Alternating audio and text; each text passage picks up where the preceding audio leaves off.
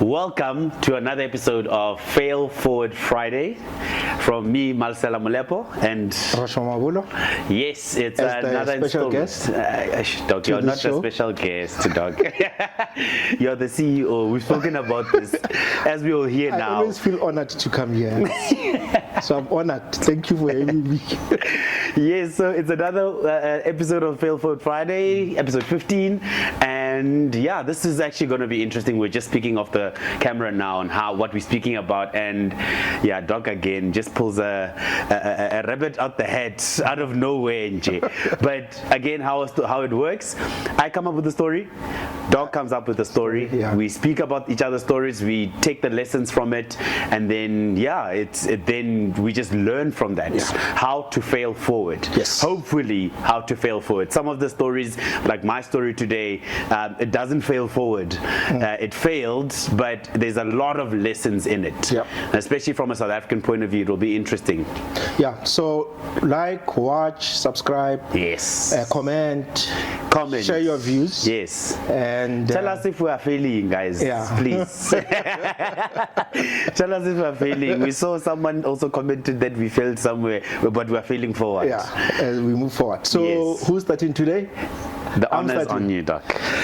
Okay, so mine is a very quick story, and I think it came about because I was reflecting on, because March is usually a period where a lot of radio stations reveal their new lineup. So you know, and I thought, oh, by the way, I used to own a radio station. With a partner of mine, Dr. Muloi, years back. Yeah. Radio Junto. Radio what? Junto. Yeah. Okay. I mean, it stems from his company, yes. His name, and he came up with Radio Junto. So 2012. That's how far back we go. 2012, online radio station. Talk show, obviously. Yeah. It's a talk radio. Yeah. It's online, and we brand new, right? So we've got the thing on the airwaves, online, but we don't have hosts, right? So we then recruit hosts, DJs, hosts, but the strategy was we're adopting the YFM strategy. I don't know if you remember the YFM strategy. When YFM came into back in the 90s, the idea, when I spoke to the founder of YFM when I was still doing my, because I loved radio. In fact, radio took me through varsity, right? Oh, okay. Yeah. And I used to listen to Y. When it started, I used to listen to Y. Yes. So when I was doing my... So all those house songs. You know where they come from. Yeah. You know? And so I did one of my entrepreneurship assignment at business school on YFM. Oh, right, so that's interesting. I was quite curious. Yeah, you really liked it. I liked it, and I wanted to understand what happens behind. So I interviewed the founder of YFM back in the time, and then something I was supposed to. I mean, you assume these guys are busy, right? Yes. So I asked for like 2 hours of his time, and I had a whole list of questions, and I said, oh no, sure. No, in fact, I couldn't get. I called. I was taking a chance because, in fact, I didn't even know who the founder is. So I took a chance. I called, and I was like, I want to speak to the founder of YFM. Who is it? I don't even know who the person is. He said, no, Dirk. He's a white guy. Yeah. Dirk is out of the country somewhere lecturing, what. But here is his email address, right? He's a South African guy, but I think he was lecturing overseas. Okay. I'm like, okay, cool, no problem. So I'm like, again, I'm taking my chances. Yeah. I send an email. I don't know whether he'll respond. He doesn't respond. This is the early 2000s. No, 90s. I did my late MBA. I did my MBA 2008-9. 2008-9. That's when I did my MBA. Oh, okay. Yeah, it was part of the assignment. Oh, okay. So he responds, right? Yeah. No, I'm out of the country, but when I come, I'll let you know. And at this time, obviously, YFM is quite big. Yeah. It was huge. Yeah. It was huge. I mean, it was back in the day, Fresh, yes. Kabzela. It was big. Yeah, it was huge. Now you're talking to founders, Doc. Yeah. I mean, that's shoot why. your shot. Yeah, why not? Hey, we praise the living God. So anyway, Hallelujah. so he comes back and says, no, come, let's meet. Yeah. Okay, cool. I'm thinking this guy's busy. I'm going to ask for 2 hours, max. Like 30, 1.5 hour, max 2 hours, right? And he says, come. Okay, I go. We sit. It was around 6 in the evening. I left Rosebank, 12 midnight. Hey, man, just speaking. Listening to this guy tell stories. He's a great storyteller. Yeah, well, if you own a radio station, man, he's a great storyteller. He told me his background, UCT, he was an active. So he says to me, Dek is crazy. He says he's a white guy, privileged. He said, look, I come from a white background. I'm privileged.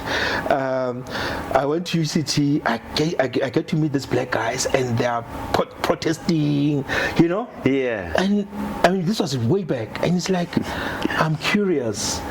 I think I'm going to join this guy out of curiosity. Yes. He says, out of curiosity, I'm going to join this guy. You want to see. And just see, yeah. Why is everybody against these people?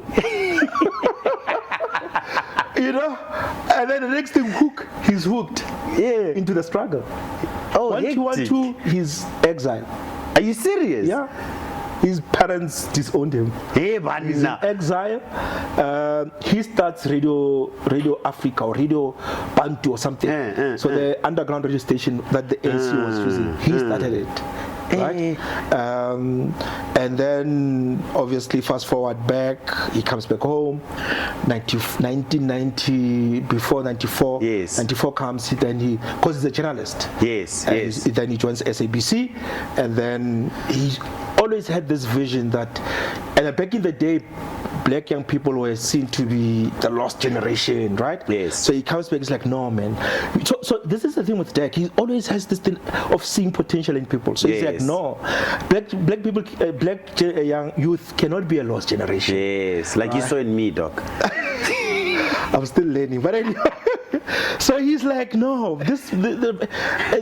I see a gold here. Yeah. Right? And then he's like, no, I'm going to start a radio station. So he's like, I'm going to find something that will prove that the black generation is not a lost generation. Yes. And because he was on SABC, he got to then know, because he was advising the CEO, he got to then know of the whole licensing moratorium that's coming. Right? Okay. And like maybe we need 4 licenses that are going to be issued. Yes. I was like, boom, that's an idea. I'm gonna start a radio station for young black people, and we're gonna call it YFM. They recruit. Now, I wish he was telling this story because he's a much better storyteller. So he says his vision was clear: young people not known, right? Because the idea is to empower young people. Then he places an ad. He says, they place like a little ad like this on the newspapers. On the newspapers. A youth radio station starting this date. Send your CV. He says he got about 200 CVs coming through, and now he gets all of them. He flies one guy from Germany to come and do the selection, right? Yeah. That guy comes, they do the selection, Boy T, Fresh, Rude Boy Paul, Pindigi, all these guys. Yeah. Before they were before they were known. They come in, and then they interview them. And then people kept on saying, no, you must get big names. And he says, no, I don't want big names, right? Then he's got his selection of the people that he wanted. And then, so he gets pressure now. No, get one big name. So he gets one big name. I don't want to mention the name because otherwise, people will take it emotional. So he gets one big name against his better judgment.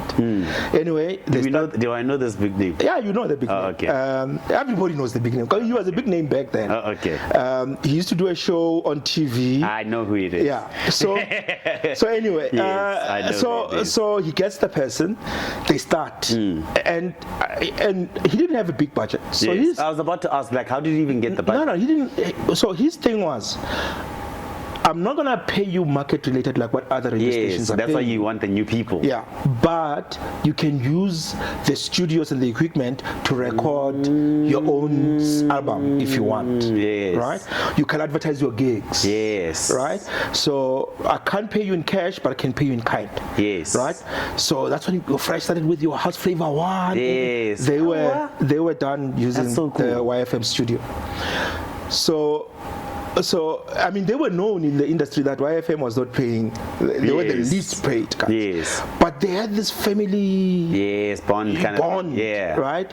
And he says, the first DJ that I fired Was then well known. was the well-known one because he thought Yeah, he knew what he knew do. everything that everybody and so when we started our own radio station, Yes. it was on that background that we want young people, talented, Yes, right? that like speaking. And we had them.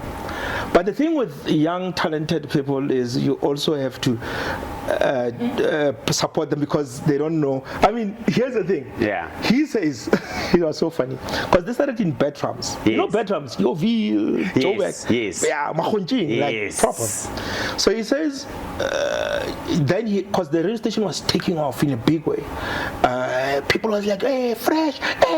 They call on the hey, fresh, And then he had pressure from sponsors to say, no. Corporate sponsors to say, we can't be Yes, these are not the people we coming look. to your Yes. studio and we go to bedrooms. Like, no. You must move, right? Then he moved to Rosebank. Yes. Right. Then they moved to Rosebank. But in his mind is young people of Orange Farm doesn't care where Fresh is Spectrums or Rose. He doesn't care as long as he can get YFM on the airwaves. Yes.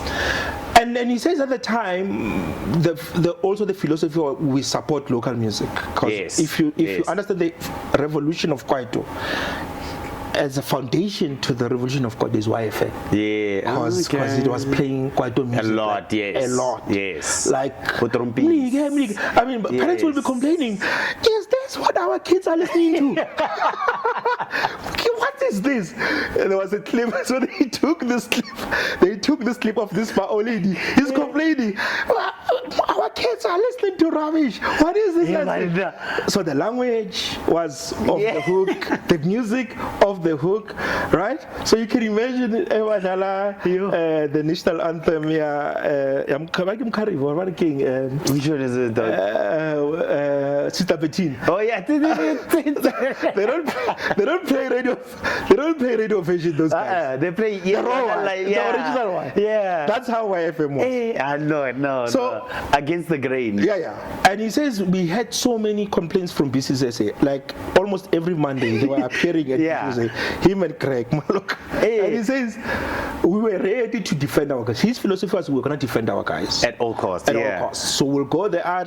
We were so regular there. They might as well give us access cards because we were there almost every Monday. We were there. And that's what it took, right? And that's what it takes to build a brand like that. And he says when you listen to radio at the time, so you'll flip the channel. Yes. So you don't look at the frequency, but you just flip the channel without looking at just listening to what's playing. So when you scroll through the channels on radio, when you get to FM, you'll know you're at YFM. That's how distinct it was. In the music, the jingles, the languaging, the hosting, Yes. right? You don't even have to watch. If you were to be blindfolded and listen to radio, you'll know when this is YFM. This is YFM. And this is the others, right? So we started the radio station on that background. But now the problem is young people, fresh from varsity, some of them, some little radio experience. Yes. So you need to train them, and that took a bit of time. I mean, I remember I was doing a show with this other young girl. It was a business show. Yeah. And 2012, yes. Our studios were in Randburg, right? So this girl, it was at the time the Pope was being, I don't know what they call it, inaugurated. Yeah. So you know how the Which whole Pope? Francis, yes. I think was it the Francis? new one. Yeah, it's was the it new Francis? one. Yeah. So you know before, I mean, how the whole thing works. Yes. So there's white smoke and black smoke. Right. If it's black smoke, it means they haven't agreed. Yes. And if it's white smoke, it means the Pope is being elected. Yes. So during that week, we decided to do a business show, because the idea was we look at what's current affairs and we take a business spin to it. Right. So the idea was, let's study the business of the Roman Catholic. How do they make money? Yes. You know, I mean, it's one of the most powerful institutions in the world. work? Yeah. How does this work the whole thing the whole pilgrimage that there's a pope being elected, everybody who's a Catholic, they go to Rome. Yeah. Because this is, like a highlight. Yeah. Right? So what happens? The tourism in Rome, yes, as a result of that. Booms. How much Yes. booms, how much is the city making, and what are the other, yes, and how does the Roman Catholic make money? Yeah. Right? The Vatican. Yes, the Vatican and all those things.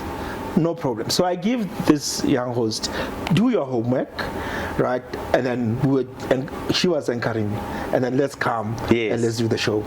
I'm just showing you an example of how bad it can go. So I can't say anything like, okay, let's see. So I'm excited. Yes. Right? Like you're telling me with your story. I have a very juicy. So she says that to me. Yo, you don't know what I found. Okay.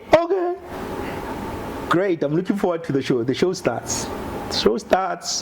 I do the intro. This is where we are. Pindi, go. She gets in. Ladies and gentlemen, the number one revenue source of how the Roman Catholic makes money is from pornography. Are you serious? You see the way you are responding, and you didn't even look at the script before that. It was just like, I was like, I was like, you're joking, right? It's like, no. Is this live? This is live. This is live. I'm like, no, man, it can't be true. Right? Oh, flip. I'm thinking I should have vetted this thing. Yeah. Right? And she's convinced it's from pornography. The Roman Catholic makes money from pornography. I'm like, there is no way. Where do you get that from? This is wild, dog. And then she pulls some sources. I'm like, no, man, this is fake news. I'm like, this is fake news. And by that time, I'm doing damage control. We are live on air, mind you. Wait, at the time, how many viewers do you have on average? We had about 20-something thousand. You? Right, 21-something thousand. Dog, that's crazy. That's a huge number. Yeah. Live. I'm thinking there, I'm embarrassed, I'm panicking, I'm trying to do damage control at the same time. Pornography. I'm like, there is no, logic tells you there is no way. Yeah. Right? So that's an example of, how.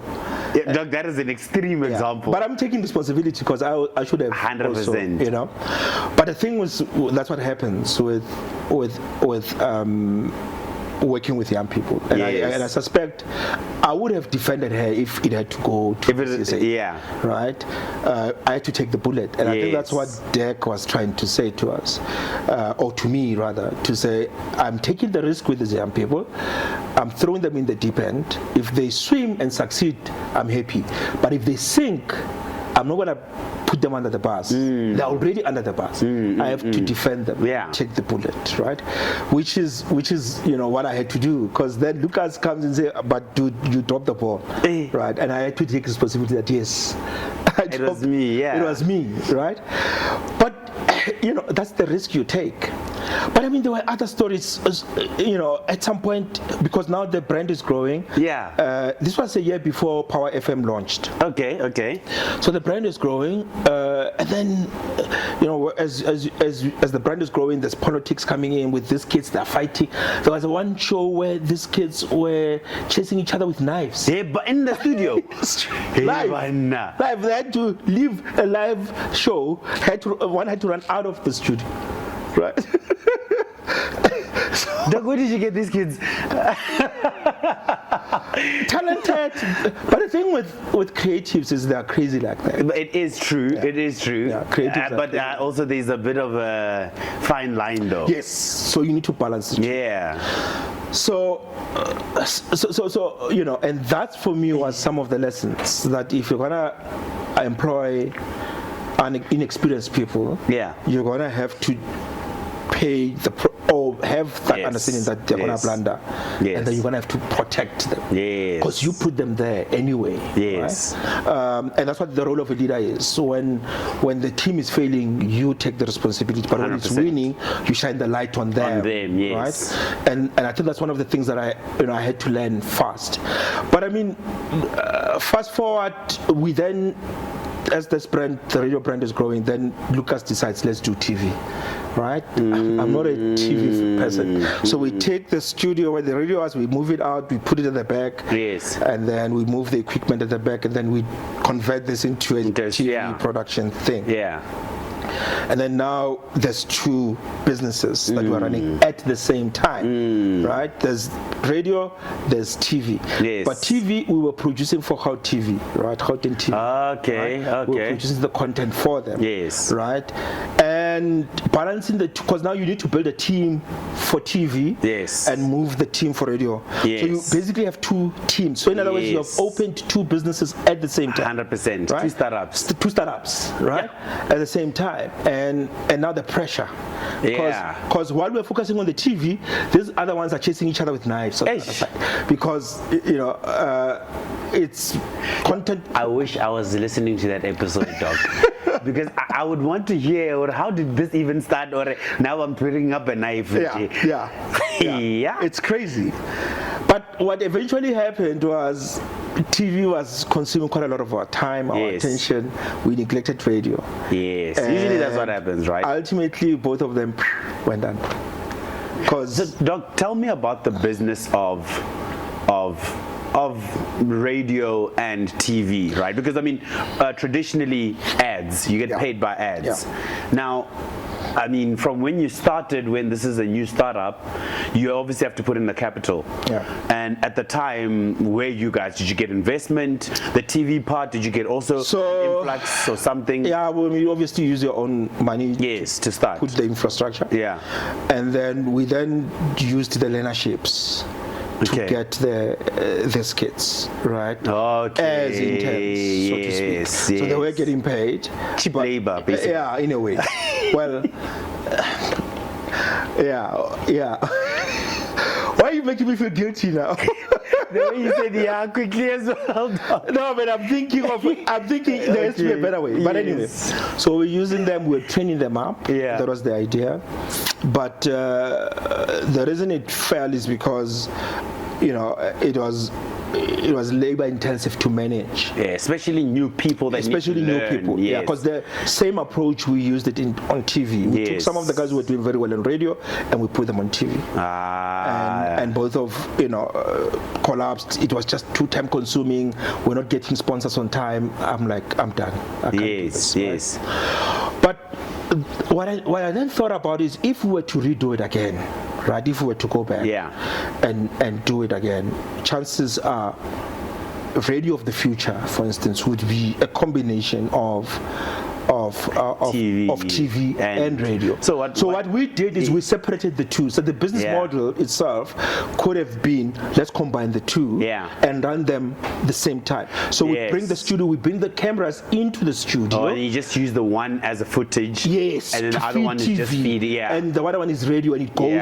Because radio is always live, and you can always. But the other side, you can still edit. You can get all of these things. I mean, we could have fine-tuned the studio in such a way that it appeals for radio, but it also appeals for TV at the same time. So when we have a guest who comes, he's being interviewed on radio, but also for TV as well, right? And that way, we don't have to run two parallel structures. 100%. Right? We don't have to cut costs a lot. One studio, everything is in there, and the content is, because we are producing.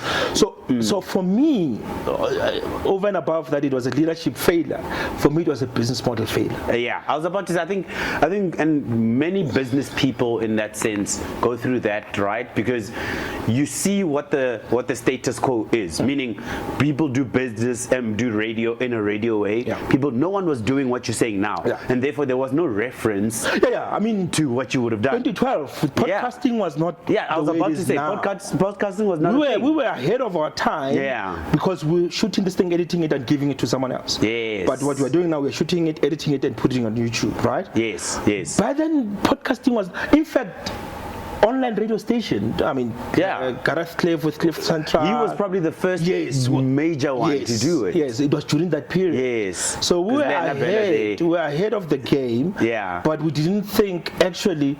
But I think also timing. We spoke about this in the the other episode. That timing is important. It's everything. If we were slightly earlier, if we were to do it now, right, with the equipment and everything, we would probably. I mean, we had the camera equipment, radio equipment, right, lighting and everything. Yeah. It could be much better. Makes sense now to do it. But if we were to do it now, we'd combine the two because it makes sense that way. Because there are people who they still prefer audio while they're driving or whatever. There are people who, young people today, they prefer YouTube, 100%, TikTok, those platforms. And there are people who they're on Spotify and whatever other audio platforms where they can listen to it. So we are able to cater for two, but using one business model. And unfortunately, we learned that the hard way. But when I think about it, in conclusion, if you look at most of the business models going forward, in most instances, there's a combination of two business models coming together as one. Yes. Whether it's, for instance, you look at education. Yes. Education is also tech, online, and physical infrastructure coming together. You can't just separate the two. You can't just say I'm just having in-person classes all the time. You're gonna have to fuse the two. The Uber model, where there's a physical car technology coming together. Yes. So you're increasingly seeing a convergence of different business models. Coming together. Which is, I think, with that said, I guess, if you think of it, it takes time to realize them. Sometimes it doesn't, but most of the time you almost have to start at a core of something and then move it into, okay, but what else is connected to this, and then build from there. But I want to ask you maybe one final question, Doc, was I want you to take me through why the decision of starting TV was the way it went. Like, you're in the boardroom, both of you are talking, we can do this. Like, what is because the reason I'm asking this is that when someone doesn't decide they want to go fail, you obviously went there and you're like, we can, and then we can do this. What happens in that sense? So it was not my decision, by the way. It was my partner's decision. I don't like TV. I don't watch TV, right? And I think for him, it was a natural progression. Okay. He's always seen himself bigger. In terms of building a media business. Right. So which makes sense, obviously. The probably TV and then short films. But I think we didn't anticipate that it's going to be this labor intensive. TV is labor intensive. Sure, because editing is not like it's. So the reason why I love radio is I can get into radio. I have the face for radio, so I can just get in there. Nobody sees me, so I'm good. So I just go. Right? With TV, there's makeup, there's this position, and there's this lighting must be sharp. To do something that can take you 30 minutes on radio, on TV it can take almost an hour and a half. On TV. I get you. It's time consuming, right? And sometimes it doesn't even feel natural. Right? Radio is natural. You feel natural. You are not scripted. You can go. TV, people are cautious behind the lens. They're not free. I'm not saying they're free on radio, but TV is even more intimidating. Because people then get to see you. Because visually they see if you are angry that day. Facial expressions. And all this communication is much more with TV. But besides, I've been a radio person from Tax. I was doing. I remember you said Tax FM, right? So I have always had that thing for radio. But that's the thing. When TV came, and I think there was also an opportunity, because if you can think about it, back then there was a lot of local TV stations that I was were about to say How TV, I remember How TV, it. Soweto TV, Tshwane TV, Bay TV. There was a lot of this local TV stations, and they needed content. Right, and we got that offer opportunity to say, look, you guys are doing this thing. Can you do TV? Right, and they obviously gave you some of the stuff to do it and everything. And then we produced for TV. That's interesting. But with hindsight. But I think with hindsight, it's easy for me to say we can Always. combine it. I mean, if you look at how technology works, and you would know this, it needed to start somewhere for other things to be possible 100%, later on. yes. Right? Yes, like what we spoke about. Smartphones would not be possible if the internet was not possible. Yes. So the internet was a foundation Yes. to other things to come through. In fact, the phone had to be invented before. Before, yes. Meaning the landline had to be invented. Like all of these go from so there's that communication. there's that ripple effect, if you to say. But we are here now, so Where is the station right now? No. It's down. Yeah. So okay, last question, then we can move to my story. Do you in the time when it was falling? Direct translation. It was falling. Does the viewership go down? Does the listenership go down, or is it just a straight out the gate boom? So I looked at the numbers. I think officially we closed it before COVID. The listenership was there. So what then happened is we then started playing music, old shows, music, for a while, and then until we officially closed it down. And so as late as 2019, you were still part of it? No. I left 2016 or so. I got tired. Okay, and then 2019 and then he kept on with it. Okay. Eish, but I mean, it's a lesson. Something alone it's a lesson, but I think also it's a lesson that I wouldn't say we failed completely. I think we failed forward. Yes. Because now we are doing this. 100%. Right? Yes. As we said, you poached me now. Now I can learn, Jay. Why are you exposing me? In front of the people.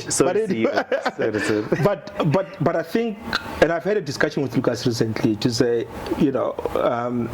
if we were to do something like that now, it will be easier. And anyone else, I was having a conversation with TJ the other day that we were talking about the future of radio. Yes. And I was saying to him, the future of radio is a combination of radio and TV. Yes. Visuals. It's no longer just basically, podcasts. 702 is doing similar. Yes. Where they have radio and then they have the podcast itself. For it as well. And I think that's where the convergence of two other models come into it. Yeah. Okay. That's my story. That's a cool story, Doc. I know. That's a really cool story. All right. The Vatican story, I had to pick up my bottom jaw from the floor. I'm like,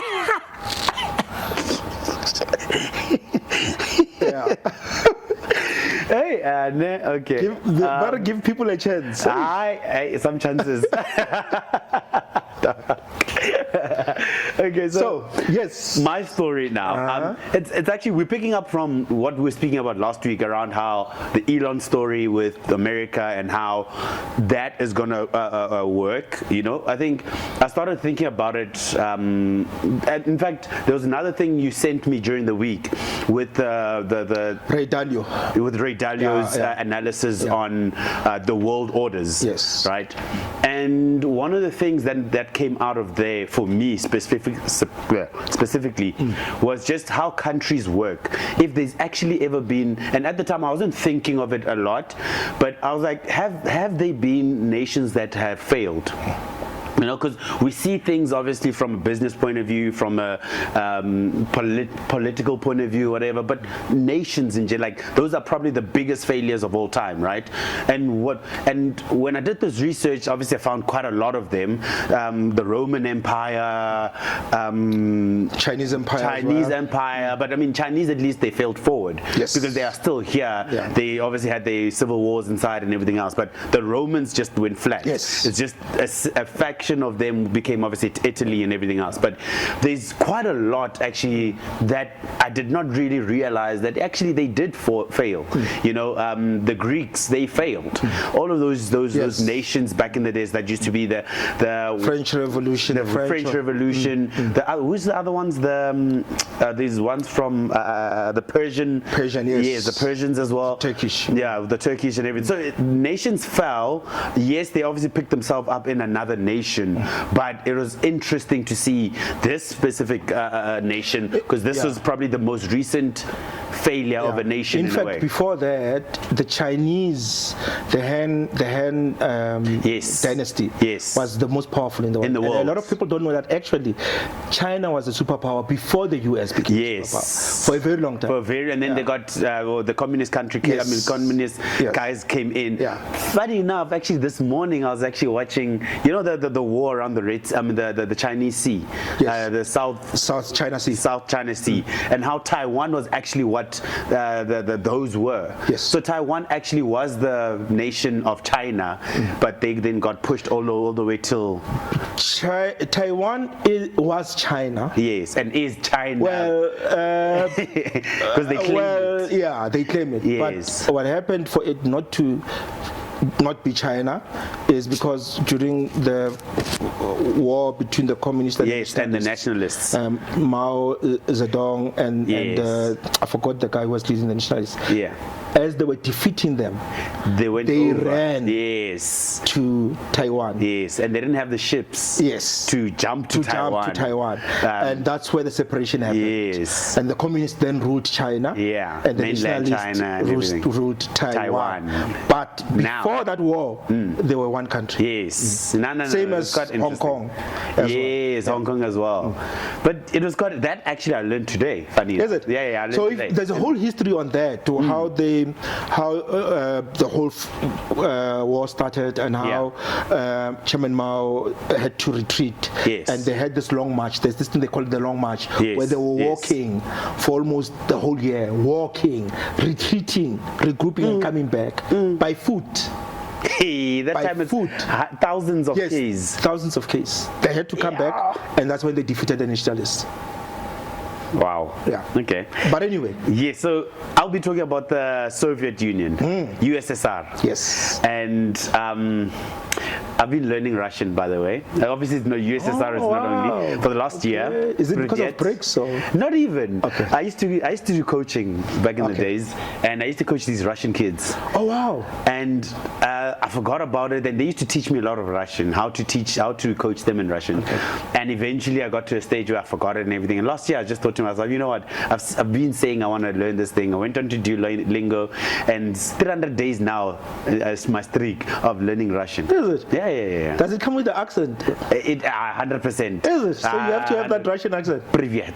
Oh, okay. Oh, okay. Excuse me. But in any case, so USSR was actually established in the early 1900s. And it was in 1917. They obviously, what happened there was that it was ruled by, just before that, it was ruled by a monarch. Yes. Yes, Leopold. Is it Leopold or something else? It is, what is it? Yes, but I know the monarch. Yes, the monarch. It was not Leopold, Nicholas II. Nicholas II. Yes, Leopold was Belgium. Yes, Nicholas II. Yeah. And there was then a civil war where these, which were now become the USSR, took over. Like they had it was the Russian Revolution. The revolution. They took over, and they wanted to basically say they took all the resources of the land. And they wanted to distribute it amongst the people. Yes. And what then happened is from 1917 to 1922, there was a civil war within that area. It then got combined, and that's when the USSR was born. And from many things obviously happened from there. Obviously, you start off, and it's the reason I actually wanted to do this as well is to learn. I remember once upon a time I asked you, Doc, is there any country that you know that was where South Africa is and overcame what South Africa was going through? And you told me of Singapore. And I think in this way, one of the things I was wanting to understand is what it will take for South Africa to, I know Singapore side. Now, what about the other side where it's not the bad side of the coin, basically? And so that we don't actually fall into that same trap, right? But then, obviously, I came across the USSR and I started learning about them. So the Russian Revolution was led by Vladimir Lenin. Yes. And who's this other guy? It was Lenin and there's another guy, I forgot his name, but anyway. So yeah, they were talking about, so in the Civil War, it was the Reds obviously against the Whites, the Bolsheviks versus the Union, obviously the Union Soviet on the other side with the Whites. So from 1924 to 1953, right, Lenin, after Lenin's death, because he then passed away, Joseph Stalin took over and pushed rapid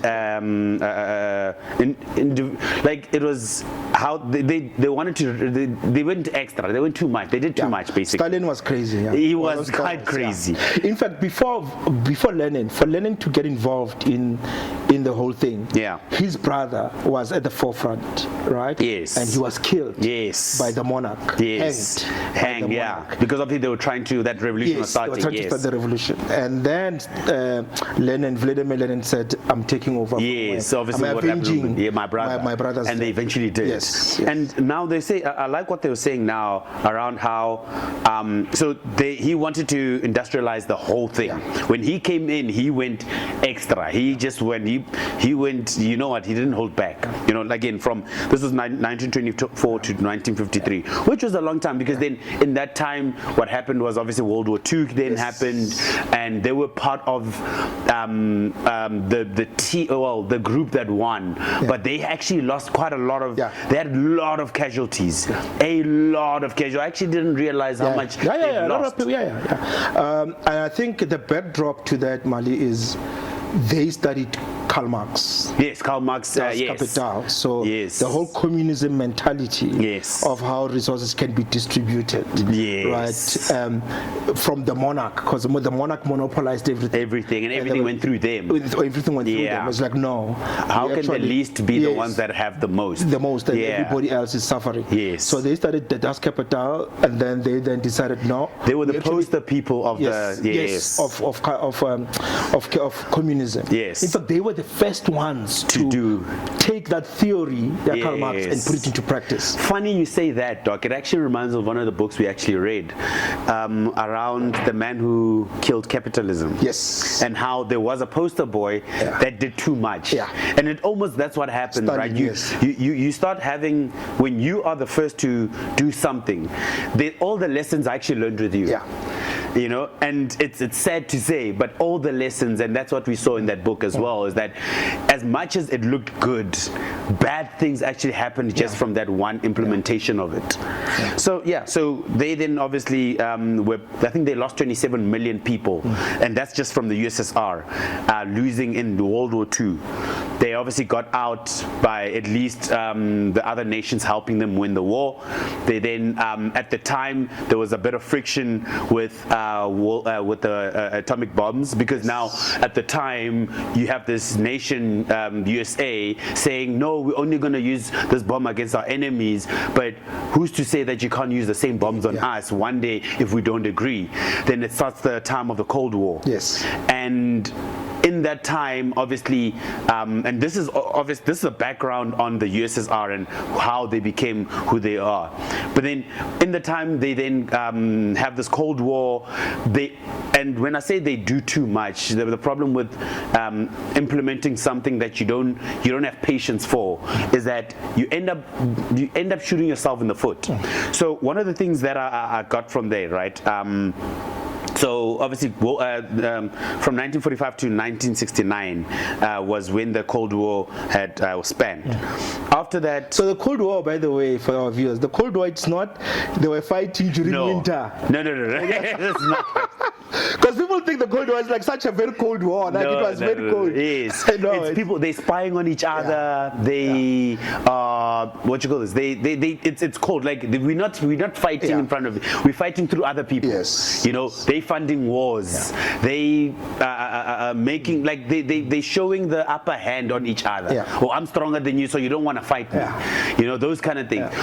Would you actually, maybe a question, Doc?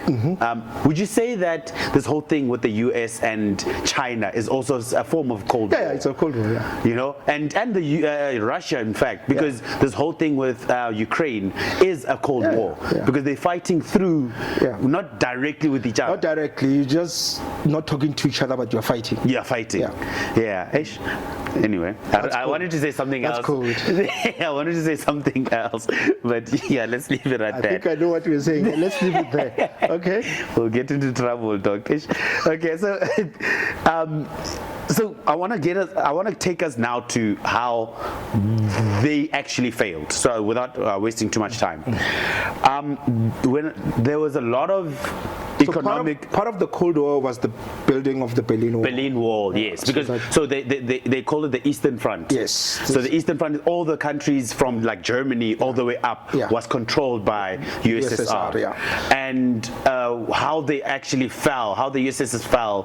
One of the things was the Berlin Wall falling, which was in the 90s. 90s, 92, I think 92, they say.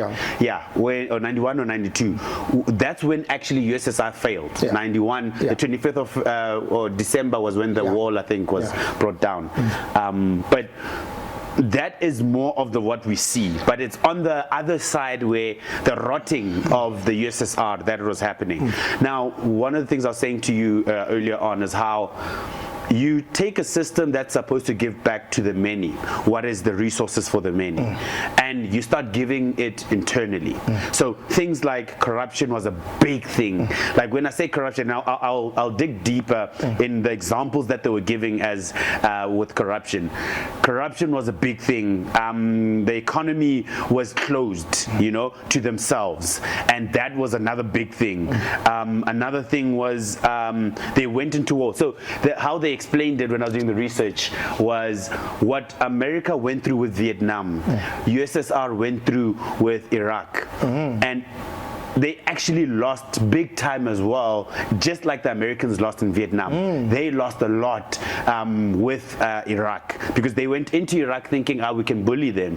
But obviously the Iraqians knew how to fight in their own nation and eventually defeated them. And they took a big hit for that. Now, another big thing that was economically killed them was how they were investing so much money in military. And obviously, because of the Cold War, they obviously developing all these atomic bombs. They're developing all these things that they want to protect themselves with. If anything was ever to happen with America or with the West in that sense. And what ends up happening is they dig themselves into a big ditch that they can't get out of, because now you think, oh no, let's rather be ready. And I feel like, I'm not saying the Americans are doing the same thing, but to a certain extent, America, they invest $1 trillion every year into military work. Obviously, they're the biggest economy in the world, and it's good for them, I guess. But we don't know how that is going to be in 100 years' time, I have a theory that actually I think China is the biggest economy. I think so too. I think China doesn't want us to know that they're the biggest economy. I'm sure. I'm sure. Yeah. But anyway. But to people's eyes, right? Cool. So they spend a lot of money on USSR spends a lot of money here. They closed the economy. Now exporting and everything is not a thing at the time. You get all these guys now again that are, and one of the things, and let me actually go into the because I actually wanted to understand from what do they mean by corruption, because we have corruption in South Africa, right? Everywhere in the world there's corruption, but what do they mean by corruption? Yes, I understand the overspending without having. So obviously their budgeting was horrible, because they spend what they do not have. First of all, they're not making enough money in the economy to sustain their spending in the military. But what about the corruption? Because corruption can be vast, it can be small. And they talk about how the corruption was at the USSR's core, because it was just rotten, where there's things like what ended up happening is they didn't have, actually within the economy, from an economic point of view, is they were not producing enough for them to actually consume. And so because they were not consuming enough, they end up, the people that are controlling, let's say food, that are controlling shelter, that are controlling what you call this, protection, all these things, you almost have to then, what they end up doing is they almost have to bribe them. So bribing was a normal thing within USSR, because because you don't have a lot, you almost want to cut the line, and the only way to cut the line is to pay someone off. Yes. If you cut someone off, other people don't get. Yes. What ends up happening? All of this just starts going like so this. It becomes a culture. So one of the things that was actually quite interesting for me is how the culture then went from that into the people started to the people started giving up, because they knew something like nepotism was a big thing, where I didn't need to study for me to have that position. So the people thought to themselves, what's the point of actually studying to be an engineer if the people that are actually in there are not engineers? Again, I could bring it back to South Africa. How many times did we hear of people winning tenders that are not qualified in building bridges, that are not qualified in doing this, and I was like, this is scary. You know what I mean? So what then happened after that was that they then went into a place where they, that stifled innovation. Yes. Because now all the people that are supposed to study and understand these things are not there to implement and study and do all of these things. And then innovation took a big dip. And then because there's no innovation, they can't sell. So it became just a spiraling effect into where they then failed. And one of the other things, for instance, that was said, an example was there's these guys, I forgot the names, let me just check. But the whole thing about the USSR is that what was meant for good was squandered, so much so that it fell apart quickly. And I mean, when we say quickly, nations don't fall in less than 100 years. If you fall within 100 years, it means that, listen, you really were bad. And they were one of the biggest nations to ever fall in less than 100 years, from 1922 all the way to 1991. And that was a massive failure in that sense. In fact, that's how obviously right now with Putin and everything else, how that came about is that they then if there was a revolution that was started then to try take over obviously from the USSR, and then eventually they kind of like failed and USSR just dismantled themselves, and then that's when the Putin generation came in and said, no, we actually can do this in a way, and that's where they are now obviously. And hence the Ukraine war is actually part of that, is that they want to slowly but surely win back all of these guys, because after the Berlin Wall fell, all these then factions went into their own. Yugoslavia, which then also fell even more. Poland, Ukraine, all of these guys then obviously became the nations that they were. So USSR was a consolidation of different countries. Yes. Ukraine, Yugoslavia, Poland, Germany part of it. Yes. And that's the East and West Germany, obviously, No, before it was divided. Oh, okay. Before it was divided. Yes. And Russia as well. They were one, it's more like SADC. Yeah. But with a wall. Yes. With the wall, and we don't trade with those other people. With those on the other side of the wall. We are on this side of the wall. Yes, discrimination basically. Yeah. Funny enough, Doc, and I see this now. It's one of the things I wanted to say, and I just forgot about it. And they say how they equate what they were doing. So one of the biggest problems they had as well is that they didn't have enough resources to grow a country. They were all stretched thin.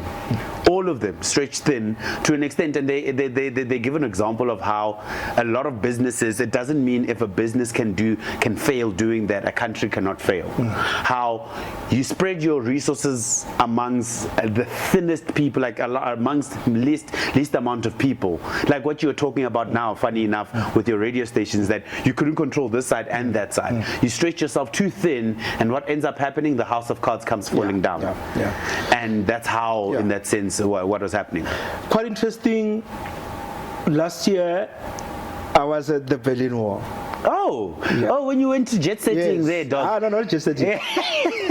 I was in Germany, and I told the guys when we got there, I want to go to Chaplin Charlie, Yes. which was the border between West Germany and East Germany. Yes. On the thing, and it's quite interesting how the lives were different. Yeah. From the East and the West. Still. West was no back then. Oh, okay. West was under the U.S. rule. Yes. And then East was under the USSR. Yeah. But they were divided by the wall. And how that wall came about is it was built overnight.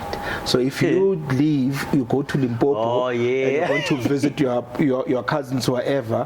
When you try to come back, the wall is there. You can't come back. So a lot of, I remember because there's quite a lot of family members yes. that were left and had to. Yes. You know, So because there's no way to go there was no way to come to the other border. side. It was a border, yeah. And some people were shot trying to cross the border to the other side. And there were family members who they haven't seen each other in years, And 30, 40 years. I remember seeing a story, Doc, you're talking about that, around how some of them were actually family, as in my brother. Yes. I haven't seen my brother in so long because of the wall. Because of the wall. Yeah. And some of them were reunited. They're elderly. Yes. They were reunited after the fall of the Berlin Wall. And I read a sad story of a lady who got separated from her husband, and she waited and waited and waited, and the husband met someone else, remarried, had kids, and when they reunited, it was a grandma who was old by then. Yeah. And she was crying that I waited for you. And you, Vele, and Maramena Trash. But anyway, I thought the guy's like, I thought you also moved on. But that's how bad it was. The wall was put in such a way that families were divided. Yeah. And the systems were completely different because the West Germany was a capitalist American system. Yeah, obviously. And progressive. As they say. And the other one was more communism But quite interesting when I was there, because I love history, so I asked some of the guys who were hosting us. There's still that difference, though. That's what I'm saying. Yeah. So we were in Vienna for the conference. Okay. And Poland was also part of the USSR, and all these other nations. These guys they don't like each other. They don't embrace each other. So it's quite interesting how discrimination works. You know what? Yeah, like you're touching such a thing now that I was like, yo. So I was quite shocked because for me these people are white people. Yeah. Right. You think no matter what? Yeah. It's not like black and white. Yeah. It's not like but it's a psychological thing. They don't. So I it gives me sort of like a different perspective to how discrimination works. Yes. Right. To say actually discrimination is we know it as black and white because we are black. Yes. But it also transcends people of the same color can discriminate. 100%. And I saw it when I was because there. of ideology. Because of ideology. Yeah. With the Germans. Yes. And the Germans have an issue. Like, what? Are you kidding me? Botswana has a problem with South Africa. But we are, we are, I wanted to say we are a province, but they'll take off. They're not a province. You guys are your own country. But anyway, we are the same. What I'm trying to say is we are the same. We're not a province, we are the same. But it's quite interesting how those dynamics work. Yeah. But the system, to your point, the communism system was copied by China, right? Yes. Because Chairman Mao read Das Kapital. Yes. Also, it was very close with Lenin. I think they met also, and that's where they did actually. Yeah, yes. that's where Chairman Mao had ideology of communism, and implemented it in China. Much better. Yeah, but initially it was a bit terrible because there was a whole famine where about 60 million people died. Right. But then when after he left, there was Dao Xiaoping. Yes, the founding father of China, of modern day China, who came and said, "I don't care whether the cat is black or white, as long as it catches mice." Yes. And that statement, because he was going to take over from Mao. Yes. That statement, Mao was retired by then. Yeah. When he said that statement, Mao called him back and they isolated, sent him to. So in China, when they were punishing you, they were sending you to the rural areas. Yes. They're isolating you. Yes. And they called him back, isolated him. Mao came back back from retirement Yes. from that statement. And if you read up on the current president, China's president, Xi Jinping, his father also was sent to the thing. I mean, who's what's his father's name? I forgot his name, but he was he's also the one that there was a founding father. He was no. He was one of the leaders of China. Okay. The founding father is Mao Zedong. Okay. But when Deng Xiaoping came, and then the other presidents came in, they then said communism in its own form doesn't work. It doesn't. You have to capitalism with you it. need to bring free enterprise. Yes. And they combined the two. Again, to my point, what you're saying, the convergence of two systems coming together. Yes. And that's where you usually works. That's where it works. They want to accept it, that they are a free enterprise system. But they're not to a large extent, because most of their banks, most of their public, in fact, in China, the best performing institutions are the ones that are backed by are the public sector. The government is the best performing institutions. And the ones that are poorly performing is the private. Well, maybe not, but if you want the best engineers, are working for government. But that's exactly what they say. They say they want the best so that the private cannot be better than them. Yes. Which is actually fair, because if you get, funny enough, we talk about this now, and we talk about that Elon thing. Chances are, if let's say the US had better engineers in the government institutes, chances are they would at least be on par, if not with the public, with private, because they know that they've got the talent. They need the talent to understand that, I mean, and I don't want to say it, but that you don't want private to BS you. Right. So what you're going to do is you're going to try to be better than the private. If the US adopted the Chinese system, we wouldn't need Elon Musk. We wouldn't, actually. There wouldn't be a need for it.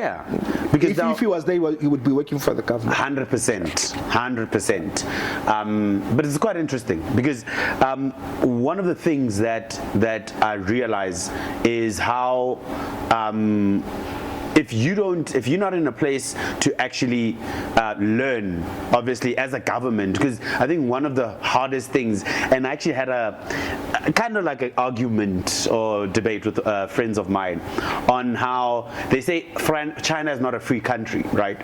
And I was like, that's true, it's not a free country, but for you to be a successful country, you need some form of unity, whether it's forced unity or adapted unity, right? Because what happens is, if you don't have unity, you're gonna become factions. Like, it's easy then to disrupt, and the problem with disrupting is it doesn't build anything. The Cold War, in that sense, starts forming within the nation itself, and that back to that video that you sent me during the week, that's exactly what happens, is that people start fighting within, and that's exactly what China and Russia, I guess, are trying to do, is that, listen, you don't go against me, because if you go against me, everyone else is going to start going against me, and we're going to fail. So to a certain extent, yes, they are not a free country, but it's needed for the long run of the right, and it's hard because it's neither here or there, right? I think for me the question is, how do you define freedom, right? True. People who argue that China is not a free country is because they can't vote. But does voting means that you're free? Because look at what's happening in the US now. Yes. Right. The people don't have a say in the executive orders. That what the Prime Minister is doing. Exactly. But I think if we are to equate freedom to voting every 4 years, to saying whatever you want, you are free to do that, and that's a definition of freedom. I think the Chinese are saying we don't mind not doing those things, as long as we are progressive. And if you look at China, is the only country in the world that has managed to take 50 million of its people out of extreme poverty. Exactly. Right? Exactly. That's a huge number. And the people are saying, as long as there's order, we don't care about voting, we don't care about, as long as it's food our on the system table. is a meritocratic system. So the best people can be at the top. It's not a popularity contest, it's the best person for the job. And if Trump was in China, he would never get anywhere close 100%. To be a premier of any province 100%. Because he's not qualified. Right? He's not qualified. You stay in your lane in the China, as we spoke about it. And I think you look at she's got a PhD. Most of the ministers they've got PhDs. That's it. actually. I didn't even know that. No, he's got a PhD, and he's got a track record. He's ran 2 provinces successfully, took them out of doing economic development. Yes. Right? That's meritocracy. You know what's amazing about that, Doc, is that there's no corruption in that. No, I mean, I was reading an article where one of the guys was found guilty. I don't know if I agree with that. But No. So what do you mean? With what I'm saying? No, with the whole thing that he was sentenced to death. Because that's the price of corruption in China. Yes. Yeah. So what I was saying then is, and I see how China is. I see China. I see modern day Russia, right? And obviously, okay, maybe to close out the USSR story is that when they broke off, and the oligarchs, as we know them, came out of the USSR and taking a lot for themselves instead of, again, what's supposed to be for everyone, for the people. Now, you take these 2 countries, Russia and you take China. Same principles, different implementations. And you can definitely see the results. Because it's almost as if executive order comes from Putin on the one side, and executive order comes from China on the other side. Meaning, if she was going to leave, it's still going to, the wheel just keeps on turning. If Putin leaves, it feels like something else might happen. And China in its growth has bypassed in the 80s, the rural. Now in 2024, 2025, as you said, probably is the biggest in the world, biggest economy in the world, but all because of implementation. So I want to say, maybe in my closing, how you get something, meaning how you get a business, how you get a nation, how you get something, whatever responsibilities that have been given to you. It's not only a contest or a thing of, we can do this, but it's very hard thinking and a lot of patience on how to implement.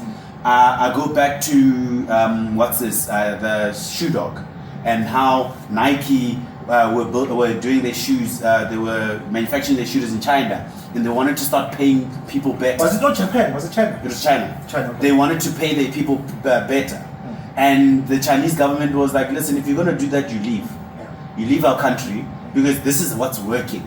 And because that is, again, what is freedom to one, because it's working for them, you can't come in there and disturb, because what's going to end up happening is it's going to cause fights, because people are going to want to come to your factories because you earn more. And because it's going to earn more, what's going to happen? Then there's going to be a lot of revolutions and everything else. So you nip it in the bud before it even happens. Which is actually what happened with the US, with the automotive industry. Yes. When Henry Ford came and says, "I'm paying my people $5 a day," yes. And everybody else was paying them $2. They're like, "Whoa, you can't." But he brought in a different way of doing it anyway. So what I'm trying to say, I think, with that is, it can be done. Whatever business you have, you will fail. China will fail. China, it's not to say that it can't fail. It's inevitable, but implementation and patience is, I think, one of the most important things. USSR did not have that. It came out of a place of, it was me, and that's why they failed. And modern day China is a perfect example of how it can be done, even though some people feel like they're oppressed.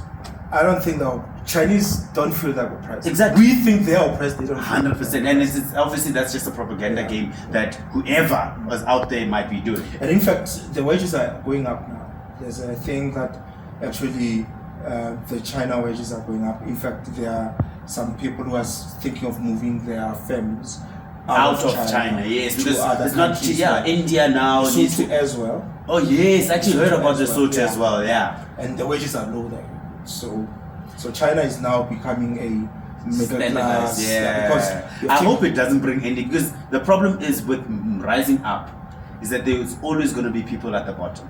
Yes, but I think what they're doing is they try to get everybody out of extreme poverty. Everybody, and that's their goal. I think Xi's goal is by 2030. But how are they going to control inflation? Well, I mean, it's more money. Remember, it's a government-regulated thing. Yes. Right. It's not a private sector, so the prices and everything are regulated by the government. Still. Right. But I mean, you have a lot of millionaires coming out of China. No, 100. They actually have if I'm not mistaken, they either the most or the second biggest billionaires in the world. Yeah, but you don't know them. Yes. Except Jack Ma. You don't know who these other people are. No, but they true. understand that the monarch, the guy at the top, is she. And if he says you only need to know him. That's what matters. Yeah. Come to South Africa. Get a billionaire. You're going to film with me. Awesome. Is that the point? That is the point, dog. Take us home. Thank you so much. Subscribe, watch, comment, like, share. Yeah, and till the next episode, thank you so much, guys. See you next time, everyone. Awesome.